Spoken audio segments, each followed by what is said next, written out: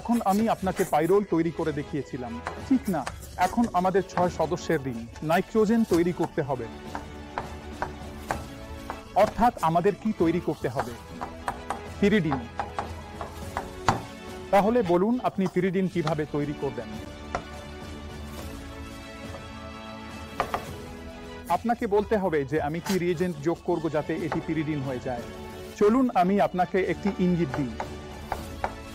2টি মোল আপনাকে যোগ করতে হবে অ্যাসিটিলিনের। এখানে তৃতীয়টি কে হবে? 2টি মোল অ্যাসিটিলিনের পাশাপাশি, যা দিয়ে পিরিডিন তৈরি হবে। পজ করে ভাবুন, ভিডিও পজ করুন এবং ভাবুন তৃতীয়টি কি। তৃতীয়টি আপনাকে যোগ করতে হবে এসসিএন। যদি আপনি এসসিএন যোগ করেন তাহলে একই অ্যাসিড ট্রাইমারাইজেশন হয়, কি তৈরি হবে? পেরিডিন।